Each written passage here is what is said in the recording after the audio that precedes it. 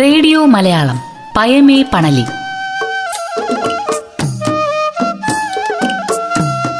പയമേ പണലിയിൽ പാളുവ ദളിത് ഭാഷയിൽ കവിത എഴുതുന്ന കവിയും ആക്ടിവിസ്റ്റുമായ മൃദുല ദേവി എസിന്റെ കവിതയും ജീവിതവും കേൾക്കാം. നമസ്കാരം, ഞാൻ മൃദുല ദേവി എസ്, കോട്ടയം അണ്ണാടി വയൽ സ്വദേശിനി. പാഠഭേദം മാസികയുടെ എഡിറ്റോറിയൽ ബോർഡ് അംഗമാണ്. മലയാളം മിഷൻ പയമേ പണലിയിൽ പാളുവ ഭാഷയിലുള്ള കവിതകൾ അവതരിപ്പിക്കുവാൻ അവസരം തന്നതിനുള്ള നന്ദി അറിയിക്കുന്നു. പറയ, പറയർ, സാമ്പവ, സാമ്പവർ എന്നിങ്ങനെയുള്ള പേരുകളിൽ അറിയപ്പെടുന്ന പറയ സമൂഹങ്ങളുടെ ഭാഷയാണ് പാളുവ ഭാഷ എന്നറിയപ്പെടുന്നത്. പെരണ്ട ഭാഷ എന്നും മുളയ ഭാഷ എന്നും പൊർളിച്ച എന്ന പേരിലും പാളുവ ഭാഷ അറിയപ്പെടാറുണ്ട്. പ്രാചീന ഭാഷയായ പറയ ഭാഷ മലയാള ഭാഷയുടെ കടന്നുവരവോടെ പിൽക്കാലത്ത് ഭാഷാപ്രയോഗങ്ങളായി മാറ്റപ്പെടുകയാണ് ഉണ്ടായത്. മലയാള ഭാഷ ഒരു മേശ ആണെങ്കിൽ അതിൻ്റെ 4 കാലുകളായി ഗോത്ര ഭാഷകളും മലയാളേതര ഭാഷകളും ചേർന്നാണ് മേശയായ മലയാള ഭാഷയെ നിർത്തിയിരിക്കുന്നത്. അതിൽ കൃത്യമായ പങ്കാളിത്തം വഹിക്കുന്ന ഭാഷയിലൊന്നാണ് പറയ സമൂഹത്തിൻ്റെ ഭാഷയായ പാളുവ ഭാഷ. കാർഷിക സമൂഹമായിരുന്നു പറയർ. ഭൂമിശാസ്ത്രപരമായ ഏതു വൈവിധ്യതയോടും ഇണങ്ങിച്ചേരുവാനുള്ള കായികമായ കരുത്ത് സ്വാഭാവികമായി തന്നെ ആർജിച്ച സമൂഹങ്ങളായതിനാൽ തന്നെ സമതലങ്ങളിലും പർവ്വത പ്രദേശങ്ങളിലും തീരപ്രദേശങ്ങളിലും നദീതീരങ്ങളിലും ഇവർക്ക് ജീവിതം ഒട്ടുമേ പ്രയാസമല്ലായിരുന്നു. പറയർ എവിടെയുണ്ടായിരുന്നു അവിടെയൊക്കെയും ഈ ഭാഷ അവർ പരസ്പരം സംസാരിക്കുവാൻ ഉപയോഗിച്ചിരുന്നു. പാളുവ ഭാഷയുടെ ഉത്ഭവം എന്ന് പറഞ്ഞാൽ പറയരുടെ ഉത്ഭവം തന്നെ ആയിരുന്നു. ഏത് മേഖലയിലായിരുന്നു അവർ ആവാസ വ്യവസ്ഥ ഉറപ്പിച്ചിരുന്നത്, ആ മേഖലയിൽ ലഭ്യമായിരുന്ന വിഭവങ്ങൾ ഉപയോഗിച്ചുകൊണ്ടുള്ള കാർഷിക വൃത്തിയിലായിരുന്നു പറയ സമൂഹം ഏർപ്പെട്ടു പോന്നിരുന്നത്. ശബ്ദങ്ങളെ പിന്നീട് ഭാഷകളാക്കി മാറ്റപ്പെടുകയാണ് ഉണ്ടാകുന്നത്. തീർച്ചയായും വേട്ടയാടുവാൻ പുറത്തേക്ക് പോകുന്ന ഒരു വ്യക്തി താൻ വേട്ടയ്ക്ക് പോയി എന്നറിയിക്കാനായി തൻ്റെ ഗുഹയിൽ ഏത് മൃഗത്തിനെയാണോ വേട്ടയാടാൻ പോകുന്നത് അതിൻ്റെ ചിത്രമാണ് വരച്ച് ചേർക്കുകയും അങ്ങനെ ആംഗ്യങ്ങൾ ചിത്രങ്ങളിൽ കൂടി പിന്നീട് ശബ്ദങ്ങളിൽ കൂടി പിന്നീട് ഭാഷകളായി മാറ്റപ്പെടുകയാണ് ഉണ്ടായത്. അത്തരത്തിൽ മാറ്റം വന്നു പിന്നീട് ഭാഷ ഒരു സമൂഹമായ ഒരു വ്യവസ്ഥയിലേക്ക് നമ്മൾ കടന്നു വരുമ്പോൾ ഓരോ കാലഘട്ടത്തിലും ഉണ്ടാകുന്ന അച്ചടക്ക സ്വഭാവങ്ങളിൽ കൂടിയാണ് തീർച്ചയായും ഭാഷയ്ക്ക് പുതിയതായ ഒരു ഭാവുകത്വം കൊടുത്തിട്ടുണ്ടാവുക. അങ്ങനെ നമ്മൾ ഏത് പ്രകൃതിയുമായിട്ടാണോ ഇണങ്ങി ജീവിക്കുന്നത് ആ പ്രകൃതിയുടെ ഭാവങ്ങളെ പാട്ടായും കരച്ചിലായും സങ്കടങ്ങളായും നിലവിളികളായും ഭാഷാ പ്രയോഗങ്ങളാക്കി ഉപയോഗിച്ചുകൊണ്ട് നമ്മളുടെ ഉള്ളിലുണ്ടാകുന്ന ഭയപ്പാടുകളെ പ്രതിരോധിക്കുന്ന തരത്തിലുള്ള ഭാഷാ ശബ്ദങ്ങൾ ഉണ്ടാവുകയും അങ്ങനെ പിൽക്കാലത്ത് അത് ഭാഷയായി മാറ്റപ്പെടുകയുമാണ് ഉണ്ടാവുക. അത്തരത്തിൽ പലതരത്തിലുള്ള ഗോത്ര സ്വഭാവമുള്ള ഭാഷകളുണ്ടായി. അതിലൊന്നാണ് പാളുവ ഭാഷയും എന്ന് കരുതപ്പെടുന്നു. കാർഷിക സമൂഹങ്ങൾ എന്ന നിലയ്ക്ക് തന്നെ നദീതീരങ്ങളോട് ചേർന്നുള്ള ജീവിതങ്ങൾ ആയിരിക്കുമല്ലോ ആദ്യകാലങ്ങളിൽ ഗോത്ര സമൂഹങ്ങൾ തിരഞ്ഞെടുത്തിട്ടുണ്ടാവുക. ശേഷം അവ ഒരു സമൂഹമായി രൂപാന്തരപ്പെടുകയും പിന്നീട് ഒരുമിച്ചുള്ള താമസം തുടങ്ങുകയും ചെയ്യുന്നു. ഈ സമയത്ത് തീർച്ചയായും മനുഷ്യ സമൂഹങ്ങളെല്ലാം തന്നെ ആംഗ്യ ഭാഷകളിൽ കൂടിയായിരുന്നു അവരുടെ ആശയം കൈമാറിക്കൊണ്ടിരുന്നത്. പിന്നീട് അവരെ ഏറ്റവും അധികം സ്വാധീനിക്കുന്നത് തൊട്ടടുത്തുള്ള മലനിരകളാവാം, പർവ്വത പ്രദേശങ്ങളാവാം, മരങ്ങളാവാം, സസ്യജാലങ്ങളാവാം, പ്രകൃതിയുടെ തന്നെ ഇതര ജീവി സമൂഹങ്ങളായ ജന്തുക്കളിൽ നിന്നുള്ള ശബ്ദങ്ങൾ ആവാം. അപ്പം ഇവയിൽ നിന്നൊക്കെയാണ് ഒരു ഭാഷയുടെ ഒരു ലോകത്തിലേക്ക് മനുഷ്യർക്കും സഹജമായ ഒരു വാസന കടന്നു വന്നിട്ടുണ്ടാവുക. തമിഴ്നാട്, കർണാടക, കേരള ഭൂപ്രദേശങ്ങളിലായിട്ടുള്ള ഏത് ജീവിക്കുവാൻ ഉതകുന്ന മേഖലകളിലും ഈ സമൂഹങ്ങൾ അവിടുത്തെ കാർഷിക വൃത്തിയുമായി ബന്ധപ്പെട്ടുള്ള ജീവിതം നയിച്ചു പോന്നു.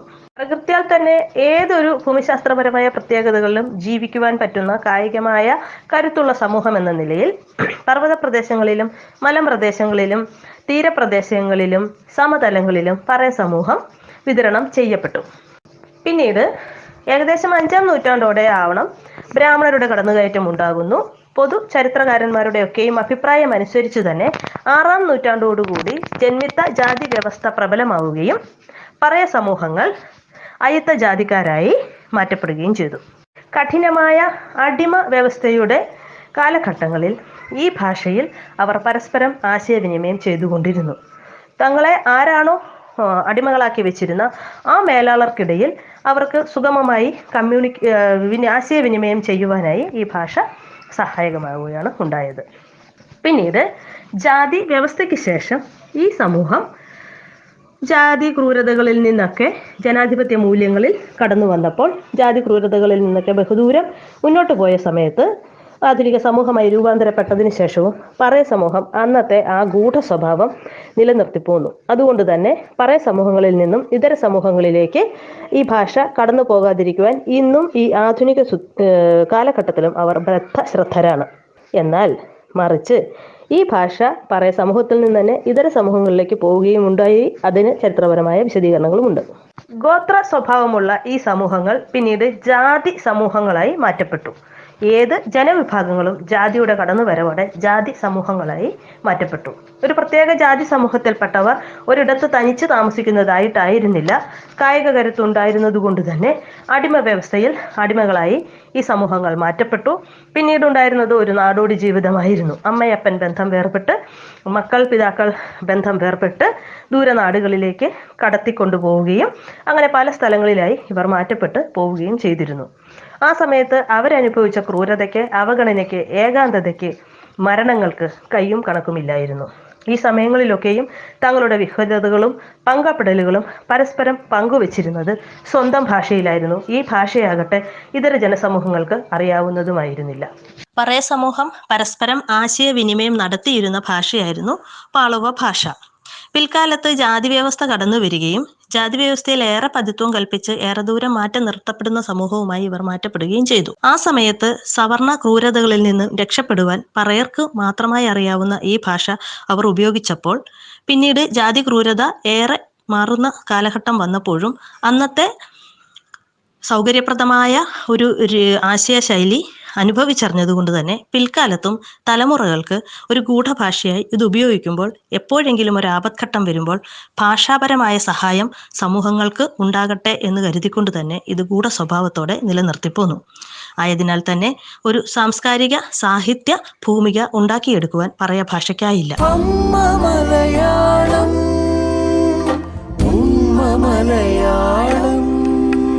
നിങ്ങൾ കേട്ടുകൊണ്ടിരിക്കുന്നത് റേഡിയോ മലയാളം. എവിടെയെല്ലാം മലയാളി, അവിടെയെല്ലാം മലയാളം. പയമേ പണലിയിൽ പാളുവ ദളിത് ഭാഷയിൽ കവിത എഴുതുന്ന കവിയും ആക്ടിവിസ്റ്റുമായ മൃദുല ദേവി എസിന്റെ കവിതയും ജീവിതവും. നടം പാട്ടട, കളം മാറട, കനൽ കാവലാൾ നീയേ, അരിതിരിച്ചൊരുത്തന മലങ്കാറ്റുപോൽ ഒടിയും മറഞ്ഞു വരവായി. നിലോം നോക്കണം, മരോം നോക്കണം, മുറേം നോക്കണം തകത, ഇടം നോക്കിടാതിടം നോക്കിയാലിടം കാട്ടിലെ മഴപ്പാച്ചിലിൽ കലമ്പും. ഒടിയും മറഞ്ഞവൻ നിലം തകർക്കുവാൻ വരും നേരമത് ചൊല്ലാം. നിനക്കമ്മയും എനിക്കമ്മയും നമുക്കമ്മയും ഭൂമി. പറൈമാടട പറൈമാടട കനൽ കാവലാള, തനം താക്ക് തക തനം താക്ക് തക തനം താക്ക് തക തകതേ. പറൈ കൊട്ടട പറൈ കൊട്ടട നിലം കാവലാള, അകം പറയണ് നിലം പൊളിയണ് നിഴൽ കുത്തവൻ വന്നേ. പറൈ താക്കട നടം പാട്ടട കനൽ കാവലാളെ, മറിമായി കാണുവാൻ ഒടിപ്പറയരെ താനത്ത് നിർത്തിടാമുടിയാൽ. തനം താക്ക് തക തനം താക്ക് തക തനം താക്ക് തക തകതേ. ഇത് പറക്കൊട്ടിൻ്റെ ശീലായ തനം താക്ക് തക തനം താക്ക് തക തനം താക്ക് തക തകതേ ഈ ശീലിനോട് യോജിപ്പിച്ച് അതേ ഈണത്തോട് ചേർന്ന് വരുന്ന രീതിയിലാണ് ഈ കവിത എഴുതപ്പെട്ടിരിക്കുന്നത്. ഇനി ഇതിൻ്റെ അർത്ഥം. നടം പാട്ടട എന്ന് പറഞ്ഞാൽ പോവുക എന്നാണ് അർത്ഥം. ശരിക്കും ഞാൻ നടൻ പാട്ടുന്നു എന്ന് പറഞ്ഞാൽ അതിൻ്റെ അർത്ഥം ഞാൻ പോകുന്നു.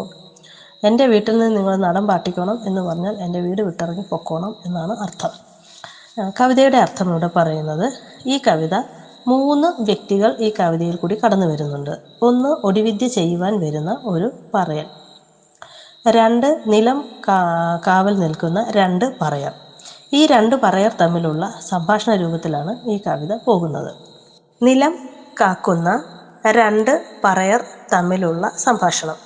അതിലൊരു പറയൻ മറ്റേ പറയനോട് പറയുന്നു, നീ വേഗം ഇവിടെ നിന്ന് പോവുക, വേഗം ഈ കളം മാറുക, പ്രിയ കനൽ കാവലാളെ. കനൽ കാവലാളൻ എന്ന് പറഞ്ഞാൽ കനൽ, ഭൂമി കാവൽ നിൽക്കുന്ന വ്യക്തിയുടെ നെഞ്ചിൽ കനൽ മാത്രമാണ് മിച്ചം.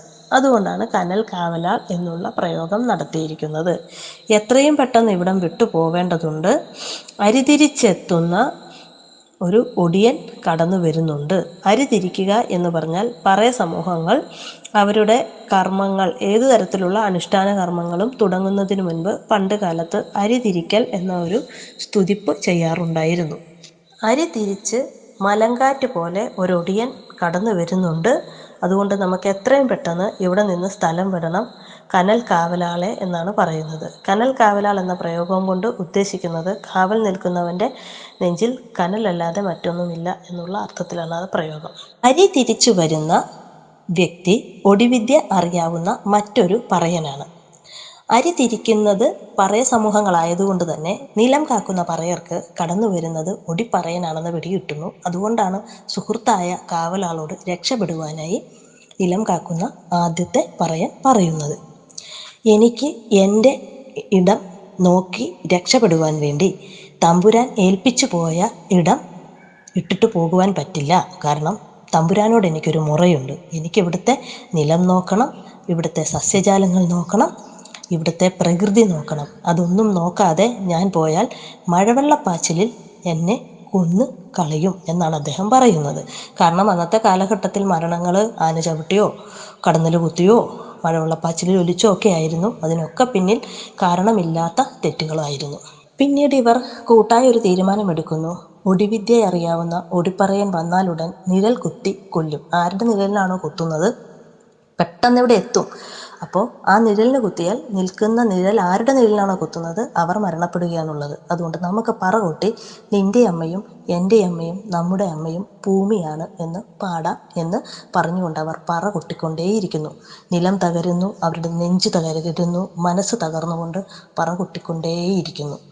ഇത് നന്ദനാർ പാട്ടുകൾ വഴി പറയ സമൂഹങ്ങൾക്കിടയിലുള്ള ഒരു വിശ്വാസമാണ്. എല്ലാവരുടെയും അമ്മ ഭൂമിയാണ് എന്നാണ് അവർ വിശ്വസിക്കുന്നത്.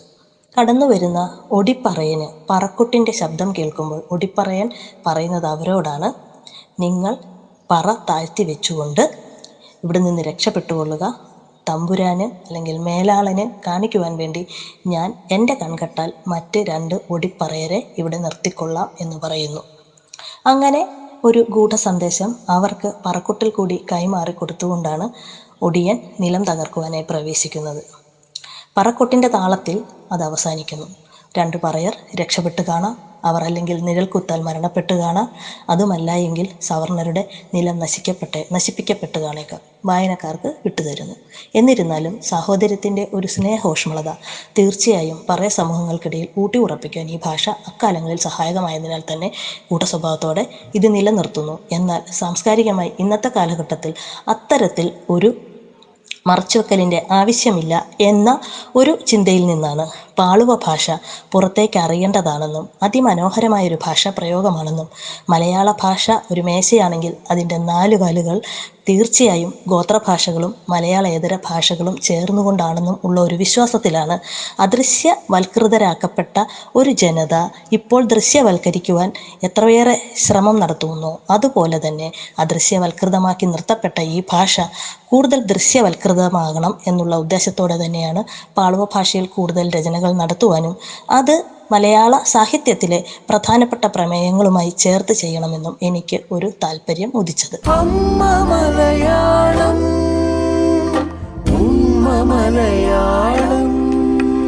നിങ്ങൾ കേട്ടുകൊണ്ടിരിക്കുന്നത് റേഡിയോ മലയാളം.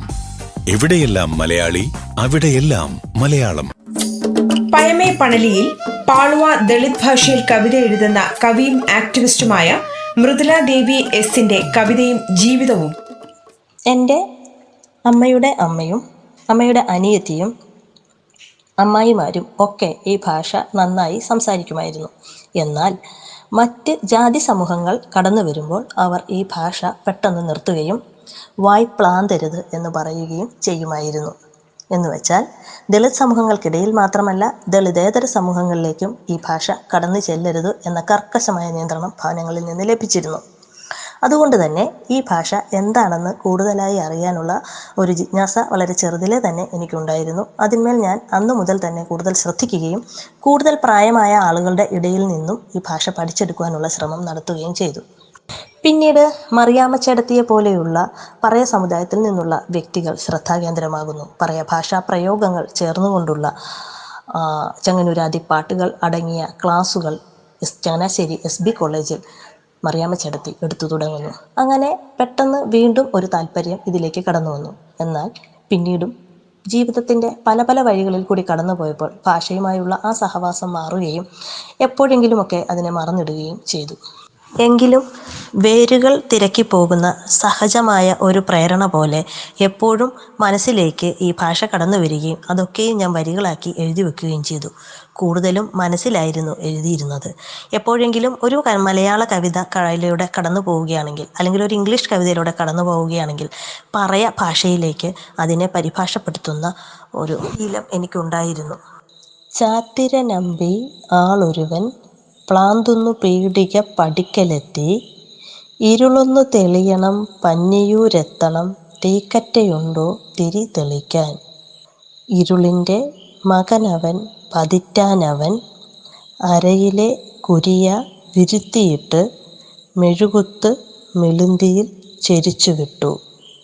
മാകുത്ത് വീരൻ മുന്നായി വിരൽ ചൂണ്ടി വഴിയെ പോ മകനെ, ചാത്തിരനമ്പി രാമനവൻ ഇരുളങ്ങുമാറി വഴി നടന്നു. പക്കമ്പുറം കണ്ടു നില കണ്ടു റാന്തല് മിന്നി മിളിന്തി ചിമ്മി, ഇരുൾ വന്നു മൂടി പറ്റംപുറത്ത് പയമൊന്നു കൂറി രാമനവൻ. ആരവനറിയോ ചൂത്തിര ആരവൻ എനിക്ക് വെളിവായവൻ, എരിയവൻ എരിയവൻ പറയനിരി മാകുത്തുവീരൻ പറയനിരി, എരിയവൻ എരിയവൻ പറയനിരി മാകുത്തുവീരൻ പറയനിരി. പ്രദീപൻ പാമ്പിരിക്കുന്നിൻ്റെ എരി എന്ന നോവൽ തുടങ്ങുന്നത് ഇപ്രകാരമാണ്. പന്നൂരേക്ക് പോകുവാൻ ചൂട്ട് അന്വേഷിച്ച് പീഡിക തിണ്ണയിൽ എത്തുന്ന വ്യക്തിക്ക് അവിടെ ഇരുന്ന ഒരു വ്യക്തി തൻ്റെ അരയിൽ നിന്നും ഒരു ചെറിയ ലേപനമെടുത്ത് വഴിയാത്രക്കാരൻ്റെ കണ്ണിൽ പുരട്ടുന്നു. അപ്പോൾ വഴിയാത്രക്കാരൻ്റെ കാഴ്ച തെളിയുന്നു. വെട്ടം അദ്ദേഹം നടക്കുന്ന വഴിയിൽ ലഭിക്കുന്നു. അങ്ങനെ നടന്ന് അദ്ദേഹം പന്നിയൂരെത്തുന്നു. പന്നിയൂരെത്തിക്കഴിഞ്ഞപ്പോൾ പെട്ടെന്ന് ആ വെളിച്ചം മറയുന്നു. പെട്ടെന്ന് അതിലെന്തോ അത്ഭുതം തോന്നിയ ആ വ്യക്തി അടുത്ത ദിവസം പീഡികത്തിണ്ണയിൽ തിരികെ എത്തി ആരായിരുന്നു ഇത്തരമൊരു സംഭവം പറയുന്നു. അപ്പോൾ ആരായിരുന്നു എന്ന് അറിയുവാൻ കടയിലെ വ്യക്തിയോട് ചോദിക്കുമ്പോൾ അദ്ദേഹം പറയുന്നു അത് പറയനിരിയാണ് എന്ന്. അങ്ങനെ നടന്ന് അദ്ദേഹം പന്നിയൂർ ഗ്രാമത്തെത്തുകയും അവിടുത്തെ സ്ഥലങ്ങൾ കാണുകയും പെട്ടെന്ന് അവിടുത്തെ റാന്തൽ മിന്നിയപ്പോൾ കണ്ണ് ചിമ്മിപ്പോവുകയും ചെയ്യുന്നു. പെട്ടെന്ന് ആ ഭാഗത്തൊക്കെ കണ്ണിലെ വെട്ടം മാറി ഇരുൾ വന്ന് നിറയുവാൻ തുടങ്ങി. ഭയന്നുപോയ രാമൻ എന്ന ആ വഴിയാത്രക്കാരൻ തൊട്ടടുത്ത ദിവസം കടയിലെ നായരോട് വന്ന് ചോദിക്കുന്നു. അദ്ദേഹത്തെയാണ് ഇവിടെ ചൂത്തിരൻ എന്ന പ്രയോഗം കൊണ്ട് വിശേഷിപ്പിക്കുന്നത്. ആരാണ് എനിക്ക് വഴികാട്ടി ആയവൻ എന്ന് ചോദിക്കുന്നു. ഇത് കേട്ടയുടൻ ആ ചൂത്തിരൻ പറയുകയാണ്, എരിയവൻ എരിയവൻ പറയനിരി മഹാകൂത്ത് വീരനായ പറയനിരി തന്നെയാണ് നിന്റെ മുൻപിൽ വന്നുപെട്ടത് എന്ന് പറയുന്ന കഥാസന്ദർഭമാണിത്. ചാത്തിരൻ നമ്പി എന്ന് വെച്ചാൽ യാത്രക്കാരനാണ്. അദ്ദേഹം പീഡിക പടിക്കൽ എത്തി ചോദിക്കുന്നു, ഈ ഇരുളൊന്ന് തെളിക്കുവാൻ എനിക്ക് എന്തെങ്കിലും തീക്കറ്റ തരുമോ, ചൂട്ട് തരുമോ? എനിക്ക് ഇരുൾ തെളിഞ്ഞ് പന്നിയൂരെത്തേണ്ടതുണ്ട്. അപ്പോൾ അവിടെ ഇരുന്ന ഇരുളിൻ്റെ മകനായ ദൃഢഗാത്രനായ വ്യക്തി തൻ്റെ അരയിലെ ചെറിയ സഞ്ചി വിടർത്തി അതിൽ നിന്നും ചെറിയ ഒരു മെഴുക് എടുത്ത് അദ്ദേഹത്തിൻ്റെ കണ്ണിൽ മിളിന്തിയിൽ തേച്ചു വിടുന്നു. മഹാകൂത്തുവീരനായ മുന്നായി, മാകൂത്ത് വീരൻ മഹാകൂത്ത്, സകല കലാവല്ലഭനായ മുന്നായി ചെങ്ങന്നൂരാദി കഥകളിലെ ആയോധന കളരി മുമ്പൻ ആയ വ്യക്തിയാണ്. അപ്പോൾ അദ്ദേഹം വിരൽ ചൂണ്ടിയ വഴി, ഇവിടെ എരിയെ വിശേഷിപ്പിക്കാൻ ഉപയോഗിക്കുന്ന വാക്കുകളാണ് ഇവയെല്ലാം. വിരൽ ചൂണ്ടിയ വഴിയെ യാത്രക്കാരൻ രാമൻ നടന്നു. അദ്ദേഹത്തിന് കണ്ണുകളിൽ അപ്പോൾ ഇരുട്ടില്ലായിരുന്നു, പകരം എല്ലായിടത്തും വെളിച്ചമായിരുന്നു.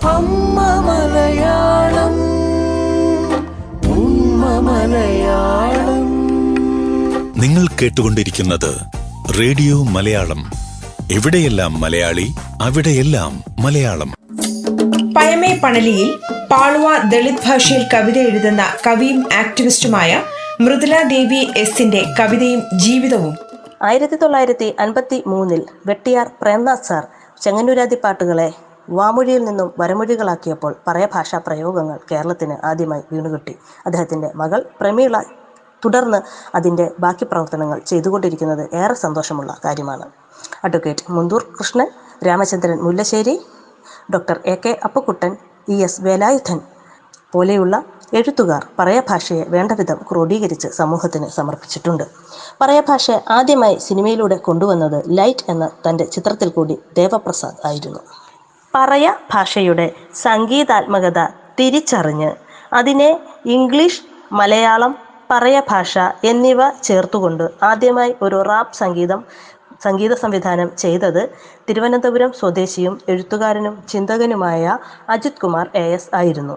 മത്തായി സുനിലിനെ പോലെയുള്ള പ്രശസ്ത പിന്നണി ഗായകരും ഈ ഭാഷയിൽ റാപ്പ് സംഗീതം ചെയ്തിട്ടുണ്ട്.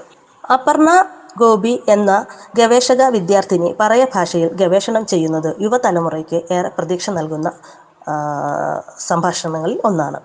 അതുപോലെ തന്നെ മഹേഷ് മാങ്കോട്, രമ്മിയത്ത് പോലെയുള്ള യുവ കവികൾ ഭാഷയിൽ കവിതകൾ എഴുതുന്നുണ്ട്. മറിയാമ്മച്ചേടത്തി പാട്ടിൻ്റെ ഒരു പൂക്കാലം തന്നെ SB കോളേജിൽ തീർത്തത് ഭാഷ ചെങ്ങന്നൂരാദി പാട്ടുകൾക്കകത്തു നിന്നും തുറന്നുകൊണ്ട് തന്നെയായിരുന്നു. കളിവീടുറങ്ങിയല്ലോ കളിവാക്കുറങ്ങിയല്ലോ എന്ന പാട്ടിനെ ഭാഷയിലേക്ക് മാറ്റി എഴുതിയത് സോമൻ എന്ന പേരുള്ള ഒരു വ്യക്തിയാണ്. ഇങ്ങനെ നിരവധി കഴിവുകൾ പലയിടങ്ങളിൽ ഒളിഞ്ഞ് കിടപ്പുണ്ട്. എൻ്റെ തന്നെ അറിവിൽ നിന്നുകൊണ്ടുള്ള ചില കാര്യങ്ങൾ മാത്രമേ എനിക്ക് പറയുവാൻ സാധിക്കുന്നുള്ളൂ. ഏറെ കൃത്യമായ വർക്കുകൾ ഭാഷയുടെ മേൽ നടന്നിട്ടുണ്ട്. അധികമൊന്നും വെളിപ്പെട്ട് വന്നിട്ടില്ല. കുറച്ചൊക്കെ ദൃശ്യപരത കിട്ടിവരിക മാത്രമാണ് ചെയ്തിട്ടുള്ളത്. ഇതുവരെ കൂടുതലായ ശ്രദ്ധ ഈ ഭാഗത്ത് ചെലുത്തേണ്ടിയിരിക്കുന്നു. ചങ്ങനാശ്ശേരി SB കോളേജിൽ പാട്ടിൻ്റെ പുതിയ പൂക്കാലം തുറന്ന മറിയാമ്മച്ചേടത്തി ഭാഷയിലേക്ക് നിരവധി സ്ത്രീ സമൂഹങ്ങളെ കൊണ്ടുവരുന്നതിൽ പ്രേരകം ആയിട്ടുണ്ട്. പാങ്ങോട് രാധാകൃഷ്ണൻ പോലെയുള്ള വ്യക്തികൾ അവർ കൃത്യമായ സംഭാവനകൾ ഈ ഭാഷയിൽ നൽകിയിട്ടുണ്ട്. എന്നാൽ അത് കൂടുതലായി അറിയപ്പെടാതെ പോവുകയും ചെയ്യുന്നുണ്ട് എന്നതും ശ്രദ്ധേയമായ കാര്യമാണ്. അവിടെ നമ്മൾ കൂടുതലായി ശ്രദ്ധ പതിപ്പിക്കേണ്ടതുണ്ട്. നിരവധി ഈ ഭാഷ അറിയാവുന്ന ഒരുപാട് പേർ പലയിടങ്ങളിൽ, പല സമൂഹത്തിൻ്റെ പല ഭാഗങ്ങളിൽ ഉണ്ട്. അവരുടെ പ്രയത്നങ്ങൾ കണ്ടെത്തേണ്ടിയിരിക്കുന്നു. സ്ഥിതി സമത്വത്തിലടങ്ങിയ സ്ത്രീ പുരുഷ ജീവിതം, പരസ്പരമുള്ള കൊടുക്കൽ വാങ്ങലുകൾ, സ്നേഹോഷ്മളതകൾ, പങ്കപ്പെടലുകൾ, വിഹ്വലതകൾ, കണ്ണീരുകൾ, ചേർത്ത് പിടിക്കലുകൾ, പ്രകൃതിയോടിണങ്ങിച്ചേർന്ന ജീവിതത്തിൻ്റെ കൊടുക്കൽ വാങ്ങലുകൾ, ഇവയൊക്കെയും ഇത്തരം പാട്ടുകളിൽ, പഴയ കാല ചെങ്ങന്നൂരാദി പാട്ടുകളിൽ കണ്ടെത്താവുന്നതാണ്. ഒരു സമൂഹത്തെ സ്നേഹിക്കുമ്പോൾ ആ സമൂഹത്തിലെ മനുഷ്യകുലത്തെ മാത്രമല്ല, ഇഴജന്തുക്കളടക്കം പക്ഷി മൃഗാദികളടക്കമുള്ള എല്ലാവരിൽ നിന്നും സ്നേഹം നൽകിയും കൊടുത്തും ജീവിക്കേണ്ടതാണ് എന്നുള്ള പാഠം കൂടി പാളുവ ഭാഷയ്ക്ക് കൊടുക്കുവാൻ സാധിക്കുന്നുണ്ട്. പാളുവ ഭാഷയുടെ ഒരു പ്രധാന പ്രത്യേകത എന്നുള്ളത് അത് ബൈനറിക്ക് വളരെ പ്രാധാന്യം കൊടുക്കുന്നുണ്ട്. അതായത് 2 ആയിട്ടുള്ള വാക്കുകൾക്ക് പ്രാധാന്യം കൊടുത്ത് അതിനെ ഒരുമയോടെ ചേർത്ത് പിടിച്ച് പോകുന്നത് ഞാൻ എപ്പോഴും ശ്രദ്ധയോടെ നോക്കിയിട്ടുണ്ട്. തക്കവും തായവും എന്നുള്ളത് ഒരുപോലെ ചേർന്ന് നിൽക്കുകയാണെങ്കിൽ വന്നും പോയും എന്നുള്ളത് വേറിട്ട് നിൽക്കുന്ന പദങ്ങളാണ്. ഒരാൾ വന്നു എന്ന് പറയുന്നതും പോയി എന്നുള്ളതും വ്യത്യസ്തമായ അർത്ഥമാണ് തരുന്നതെങ്കിലും വന്നും പോയും എന്ന് പറയുമ്പോൾ ഈ വരുന്നതിനും പോകുന്നതിനും ഒരു ബന്ധം സൃഷ്ടിക്കുവാനും സാധിക്കുന്നുണ്ട്. അപ്പം ഇത്തരത്തിലുള്ള പല ഭാഷാ പ്രയോഗങ്ങളും പിൽക്കാലത്ത് മലയാള ഭാഷയുടെ ഭാഗമാവുകയും അതിലേക്ക് അത് ഉറച്ച് മാറുകയും ചെയ്തിട്ടുണ്ട്. എൻ്റെയൊക്കെ വീടുകളിൽ ഇപ്പോഴും തികത്തുക എന്നുള്ളതാണ് വേവിക്കുക, പാകം ചെയ്യുക എന്നുള്ളത് പറയുക. ഇന്ന് ഇത് മധ്യ തിരുവിതാംകൂറിലെ ഒരു ഭാഷാ ശൈലിയായി മാറിയിട്ടുണ്ട്. അതുപോലെ തന്നെ കാപ്പി അനത്തുക, വെള്ളം അനത്തുക, കപ്പ തികത്തുക, ചക്ക തികത്തുക, ഇങ്ങനെയൊക്കെയുള്ള ഭാഷകൾ ഇന്ന് ഇവിടുത്തെ പൊതുസമൂഹത്തിൻ്റെ ഭാഷയായി തന്നെ മാറ്റപ്പെട്ടിട്ടുണ്ട്. അതുകൊണ്ട് തന്നെ പാളുവ ഭാഷയ്ക്ക് കൃത്യമായി ഇന്നൊരു അസ്തിത്വമില്ല. മലയാള ഭാഷയ്ക്കും അതുപോലെ തന്നെ ഒരു കൃത്യമായ അസ്തിത്വമില്ല. ഇവ പരസ്പര പൂരകങ്ങളായി സമൂഹത്തിൽ ഇഴചേർന്ന് നിൽക്കുന്നുണ്ട് എങ്കിൽ ആ ഭാഷയ്ക്ക് അതിൻ്റെ മുക്ത സൗന്ദര്യത്തെ വെളിയിലേക്ക് കൊണ്ടുവരണമെന്ന് ഞാൻ തീർച്ചയായും ആഗ്രഹിക്കുന്നു. എന്നെ സംബന്ധിച്ചിടത്തോളം ഏറ്റവും ഇഷ്ടമുള്ള പാളുവ ഭാഷ എന്നുള്ളത് ഭാഷാപ്രയോഗം മിളിന്തി എന്നുള്ളതാണ്. എനിക്ക് കണ്ണ് എന്ന് പറയുമ്പോഴോ മിഴി എന്ന് പറയുമ്പോഴോ ഇമ എന്ന് പറയുമ്പോഴോ അക്ഷി എന്ന് പറയുമ്പോഴോ പൂർണ്ണമായ അർത്ഥം ലഭിക്കുന്നില്ല. എന്നാൽ മിളിന്തി എന്ന് പറയുമ്പോൾ വളരെ കൃത്യമായ ഒരു അർത്ഥം തന്നെ ലഭിക്കുന്നു. ആ മിളിന്തിയോടുള്ള എൻ്റെ സ്നേഹമാണ് പിന്നീട് ചെങ്ങന്നൂരാത്തിപ്പാട്ടിലെ ഒരു മിത്തായി ബാലചന്ദ്രൻ ചുള്ളിക്കാടുമായി ചേർന്നെഴുതിയ മിളിന്തി പൂട്ടട്ടെ എന്ന കവിത പിറക്കുവാൻ കാരണമായത്. അതായത് മിണ്ടി പറയുക, മിണ്ടുക എന്ന് പറഞ്ഞാൽ ഒരു ശബ്ദമാണ് മിണ്ടുക, സംസാരിക്കുക. പറയുക എന്ന് പറയുമ്പോൾ ആ മിണ്ടി പറയുക എന്ന് പറയുമ്പോൾ അതിന് ഒന്നുകൂടി ഊന്നൽ കൊടുക്കുന്നു. എന്നെ സംബന്ധിച്ചിടത്തോളം പാളുവ ഭാഷയിലെ കവിത അത്ര പെട്ടെന്ന് സ്വീകാര്യമായ ഒരു സംഭവം ആയിരുന്നില്ല. ഒന്നാമത്, ദളിത് വൈജ്ഞാനികത ഇത്രയേറെ ഉയർന്നു വരുന്ന ഈ കാലഘട്ടത്തിൽ ഒരു പ്രത്യേക സമുദായത്തിൻ്റെ ഭാഗമായി നിന്നുകൊണ്ട് ഇത്തരത്തിൽ ഒരു ഭാഷ പ്രോത്സാഹിപ്പിക്കേണ്ട ആവശ്യമുണ്ടോ എന്ന് ചില ചിന്തകർ ചോദിച്ചിരുന്നു. അതുപോലെ തന്നെ പറയ സമൂഹത്തിൻ്റെ ഒരു സ്വന്തം വ്യക്തിത്വം എന്ന് കരുതുന്ന ഒരു ഭാഷയെ ഇതര സമൂഹങ്ങൾക്ക്, അത് ദളിതേതര സമൂഹങ്ങൾക്കും ഇതര ദളിത് സമൂഹങ്ങൾക്കും കൊടുക്കുന്നതിൽ ഉള്ള മൗലികവാദം ഉന്നയിച്ചവരും ഉണ്ട്.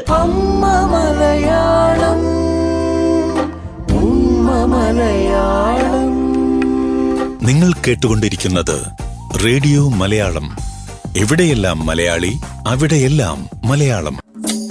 പയമേ പണലിയിൽ പാളുവ ദളിത് ഭാഷയിൽ കവിത എഴുതുന്ന കവിയും ആക്ടിവിസ്റ്റുമായ മൃദുല ദേവി എസിന്റെ കവിതയും ജീവിതവും. ഒരു 1.5 മാസം മുൻപ് ഞാൻ എൻ്റെ മകളോട് മഴ ഇരമ്പി വന്നപ്പോൾ ഞാൻ പറഞ്ഞു, ഉറങ്ങാതെ കിടന്നു, നീ ഇങ്ങനെ കിടന്നാൽ കണ്ടോ പാവം കാറ്റ് ഉറങ്ങാതെ കിടക്കും എന്ന് പറഞ്ഞപ്പോൾ പെട്ടെന്ന് എന്നോട് എൻ്റെ മകൾ പറയുന്നു, ഇതൊക്കെ ഞാൻ പണ്ട് കുറേ വിശ്വസിച്ചു, ഇനി ഇതൊന്നും ഞാൻ വിശ്വസിക്കുകയില്ല എന്ന് പറഞ്ഞ് ഞാനത് ചിരിച്ചു തള്ളി. അപ്പോൾ പെട്ടെന്ന് എൻ്റെ മനസ്സിലേക്ക് കടന്നു വന്ന വരിയാണ് മലയിറങ്ങി വരുന്നു മൂളാൻ എന്നുള്ള വരി. ഈ വരി മൂളാൻ എന്നുള്ളത് കാറ്റ് എന്നാണ് പറയ ഭാഷയിൽ അതിനർത്ഥം. പെട്ടെന്ന് ഞാൻ ഈ വരി എൻ്റെ സുഹൃത്ത് ബാലചന്ദ്രൻ ചുള്ളിക്കാടിന് അയച്ചു കൊടുത്തു. അപ്പോൾ തന്നെ അദ്ദേഹം അതിൻ്റെ മൊഴി മാറ്റി മലയാളത്തിലേക്ക് മലയിറങ്ങി വരുന്ന കാറ്റ് എന്നെഴുതി തന്നു. പെട്ടെന്ന് എനിക്കത് രസം തോന്നി. ഞാനതിനെ ബാക്കി ഓരോ ലൈൻ വീതം ഞാൻ അങ്ങോട്ട് അയക്കുന്നു. അപ്പോൾ അദ്ദേഹം അപ്പോൾ തന്നെ അതിൻ്റെ മാറ്റിയെഴുത്ത് നടത്തി. അങ്ങനെ ഒരു 10 മിനിറ്റുള്ളിൽ ഞങ്ങൾക്കിടയിൽ വളരെ സ്വാഭാവികമായി വളരെ പെട്ടെന്ന് വന്ന ഒരു കവിതയായിരുന്നു മിളിന്തി പൂട്ടട്ടെ കണ്ണ് അടയ്ക്കട്ടെ എന്ന് വെച്ചാൽ ഉറങ്ങട്ടെ എന്ന ഒരു താരാട്ടുപാട്ട്. ഈ കവിത അവസാന വരി ഞാൻ എഴുതി ചേർത്തത് അങ്ങനെ കുഞ്ഞുറങ്ങട്ടെ, അപ്പോൾ കുഞ്ഞു നീ ഉറങ്ങൂ, അപ്പോൾ കാറ്റുറങ്ങട്ടെ എന്ന അർത്ഥത്തിൽ പാട്ട് അവസാനിപ്പിച്ച് ഞാൻ നിർത്തി. തൊട്ടടുത്ത ദിവസം രാവിലെ ബാലേന്ദ്രൻ ചുള്ളിക്കാട് എന്നെ തിരിച്ച് വിളിക്കുകയും നിൻ്റെ ആ കാറ്റിനെ ഞാൻ പുഴയുടെ അരികത്തേക്ക് ഉറക്കാൻ വിട്ടു, അങ്ങനെ ഒരു വരി കൂടി ഞാൻ എഴുതി ചേർത്തിട്ടുണ്ട്, കാറ്റിനെ വെറുതെ വിട്ടപ്പോൾ എനിക്കെന്തോ ഒരു ബുദ്ധിമുട്ട്, ഞാനതിനെ പുഴയരികത്ത് ഉറക്കി, അപ്പോൾ അതിന് എളുപ്പമാണല്ലോ നാളെ മലയിലേക്ക് പോകുവാൻ എന്ന് പറഞ്ഞാണ് അദ്ദേഹം അങ്ങനെ ഒരു വരി കൂടി ചേർത്തു. ഞാൻ അങ്ങനെ ഒരു സ്വാതന്ത്ര്യം എടുക്കുന്നതിൽ നിനക്ക് ബുദ്ധിമുട്ടുണ്ടോ എന്ന് ചോദിച്ചു. അപ്പോൾ എനിക്ക് അതിനകത്ത് ഒരു ഊഷ്മളതയാണ് കാണുവാൻ പറ്റിയത്.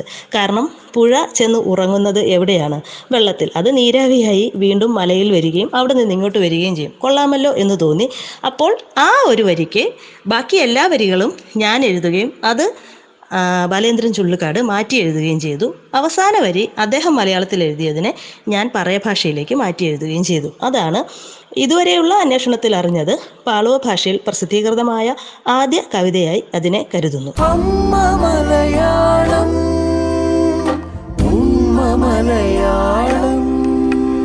നിങ്ങൾ കേട്ടുകൊണ്ടിരിക്കുന്നത് റേഡിയോ മലയാളം.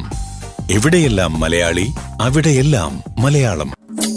പയമേ പണലിയിൽ പാളുവ ദളിത് ഭാഷയിൽ കവിത എഴുതുന്ന കവിയും ആക്ടിവിസ്റ്റുമായ മൃദുല ദേവി എസിന്റെ കവിതയും ജീവിതവും. അപ്പോൾ ഞാൻ കുറച്ച് ഏറെ കാലമായി കറുപ്പിൻ്റെ രാഷ്ട്രീയം എന്നൊരു പരമ്പര ഞാൻ കൂടി എഡിറ്റോറിയൽ ബോർഡ് അംഗമായ പാഠഭേദം മാസികയിൽ പ്രസിദ്ധീകരിക്കുന്നുണ്ടായിരുന്നു. അപ്പോൾ അത് തീർന്ന ഒരു മാസമായതുകൊണ്ട് ഇനി ഞാൻ 1.5 വർഷമായി ചെയ്യുന്ന വർക്കാണ്, അതുകൊണ്ട് ഇനി ഞാൻ ചെയ്യുന്നില്ല ഒന്നും എന്ന് പറഞ്ഞ് ഈ മാസം ലീവ് എടുക്കണം എന്ന് പറഞ്ഞ് ഞാൻ ഇരിക്കുന്ന സമയമാണ്. അപ്പോഴാണ് ഞാൻ ബാലചന്ദ്രൻ ചുള്ളിക്കാടുമായി ഒത്തെഴുതിയ കവിത വളരെ സന്തോഷപൂർവ്വം എൻ്റെ സുഹൃത്തും പാഠഭേദം മാസികയുടെ എഡിറ്ററുമായ സിവിക് ചന്ദ്രനെ കാണിക്കുന്നുണ്ടായിരുന്നു. അദ്ദേഹം കൊള്ളാമല്ലോ, നിങ്ങൾ രണ്ടുപേരും കൂടി അങ്ങനെ ഒരു കാര്യം ചെയ്തല്ലോ എന്ന് പറയുകയും ഞാൻ മറ്റാരോടും പറയാതെ അത് അവിടെ സൂക്ഷിക്കുകയും ചെയ്തു. പതിവ് പോലെ പാഠഭാഗത്തിന് വേണ്ടി ആർട്ടിക്കിൾ ചോദിച്ചപ്പോൾ ഞാൻ ലീവ് ചോദിച്ചു. അപ്പോൾ എന്നോട് പറഞ്ഞു, അങ്ങനെയെങ്കിൽ നിങ്ങൾ എഴുതിയ ആ കവിത തന്നുകൂടെ. അങ്ങനെയാണ് ശരിക്കും പറഞ്ഞാൽ പറയ ഭാഷയിൽ പ്രസിദ്ധീകരിക്കപ്പെട്ടത് എന്ന് ഇതുവരെ കരുതപ്പെട്ടു പോരുന്ന മിളിന്തി പൂട്ടട്ടെ എന്ന കവിത പാഠഭേദത്തിലേക്ക് വരുന്നത്. മിളിന്തി പൂട്ടട്ടെ എന്ന കവിത. മല മുഴക്കി വരുന്ന മൂളാൻ, മഴ ഇളക്കി വരുന്ന മൂളാൻ, അയ്യാവാവിൻ ചെറുമിളിന്തിയിൽ ഒരിത്തിരിപ്പവും കുഞ്ഞടക്കം നൽകണേ നീ. കുഞ്ഞടക്കം ദെണ്ണി എന്നാൽ മൂളൽ നിൽക്കും മൂളി മൂളി. മനത്ത് ദോഷം ചങ്കുലച്ചാൽ ഉലയും അവൻ അങ്ങടങ്ങുകിൽ. മല മുഴക്കി വരുന്ന മൂളാൻ, മഴ ഇളക്കി വരുന്ന മൂളാൻ, അയ്യാവാവിൻ ചെറുമിളിന്തിയിൽ ഒരിത്തിരിപ്പവും കുഞ്ഞടക്കം നൽകണേ നീ. കുഞ്ഞടക്കം ദെണ്ണി എന്നാൽ മൂളൽ നിൽക്കും മൂളി മൂളി. മനത്തു ദോഷം ചങ്കുലച്ചാൽ ഉലയും അവൻ അങ്ങടങ്ങുകില്ല. അയ്യാ വെറുതെ മിളുന്തി പൂട്ടുക തൂളിമരത്തിൽ അവനടങ്ങാൻ. ചാറലരികത്തവനടങ്ങാൻ ഞാൻ അടയ്ക്കട്ടെൻ മിളുന്തി. ഇത് ഞാൻ എഴുതിയ പറയ ഭാഷയിലെ വരികൾ. ഇതിന് ബാലചന്ദ്രൻ ചുള്ളിക്കാട് നൽകിയ പരിഭാഷ. മല മുഴക്കി വരുന്നൊരു കാറ്റേ, മഴ തെളിച്ച് വരുന്നൊരു കാറ്റേ, ഇവിടെ എൻ്റെ ഈ കുഞ്ഞിൻ്റെ കണ്ണിൽ ഇനി ഉറക്കം കൊടുക്കണേ കാറ്റേ. അരുമയാം നീ ഉറങ്ങിയില്ലെങ്കിൽ ഇരവിൽ ഈ കാറ്റുറങ്ങുകയില്ല. കരളിൽ സങ്കടമുള്ള നേരത്ത് കരയും ഈ കാറ്റുറങ്ങുകയില്ല. ഇനി ഉറങ്ങൂ നീ പൂമിഴി പൂട്ടി, മഴമരങ്ങളിൽ കാറ്റുറങ്ങട്ടെ. ഇനി ഉറങ്ങട്ടെ ഞാൻ മിഴി പൂട്ടി, പുഴയരികത്ത് കാറ്റുറങ്ങട്ടെ.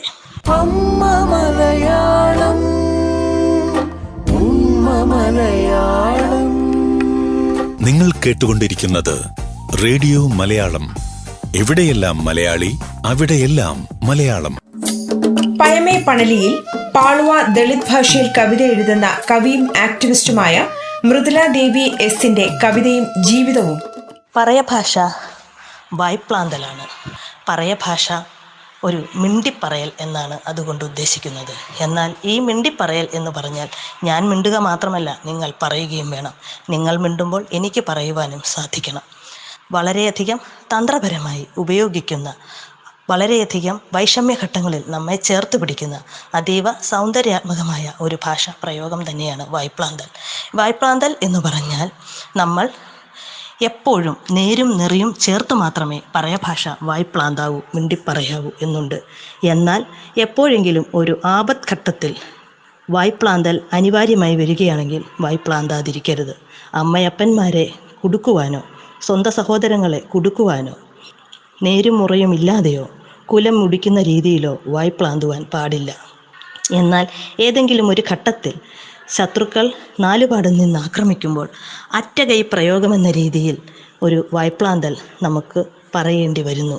അത് തീർച്ചയായും അത് സ്വന്തം സഹോദരങ്ങളെ, അമ്മയപ്പന്മാരെ, സമൂഹത്തെ സേവിക്കുന്ന തരത്തിലുള്ളതാവണം പാളുവ ഭാഷയിലെ വായ്പ്ലാന്തൽ എന്നാണ് പറയപ്പെടുന്നത്. അതിന് നിങ്ങൾക്ക് കഴിയുന്നില്ലെങ്കിൽ എന്നേക്കുമായി ഇതിൽ നിന്നും മാറി നിന്നുകൊള്ളുക എന്നും വായ്പ്ലാന്തൽ പറയുന്നുണ്ട്. അതുകൊണ്ട് തന്നെ പറയഭാഷയുടെ ഭംഗിയായ ഈ വായ്പ്ലാന്തൽ എന്നും സമൂഹത്തിന് ഗുണപ്പെടുന്ന രീതിയിൽ ഉപയോഗിക്കണം എന്ന് തന്നെയുള്ള ആഗ്രഹമാണ് എപ്പോഴും എനിക്കുള്ളത്. പയമേ പണലി എന്ന ഈ പരിപാടിയിലേക്ക് മലയാളം മിഷൻ എന്നെ വിളിച്ചതിലുള്ള നന്ദി അറിയിക്കുന്നു. പ്രിയ സുഹൃത്ത് സുജ സൂസൻ ജോർജും ജേക്കബുമാണ് എന്നെ ഇതിലേക്ക് ക്ഷണിച്ചത്. നന്ദി അറിയിക്കുന്നു. ഒപ്പം പറയഭാഷയെ ഇത്തരത്തിൽ എനിക്കൊപ്പം കൊണ്ടുവന്നിട്ടുള്ള എല്ലാ സഹ എഴുത്തുകാരെയും ചേർത്ത് പിടിച്ചുകൊണ്ട് നന്ദി അറിയിക്കുന്നു. Thank you. റേഡിയോ മലയാളം, എവിടെയെല്ലാം മലയാളി അവിടെയെല്ലാം മലയാളം.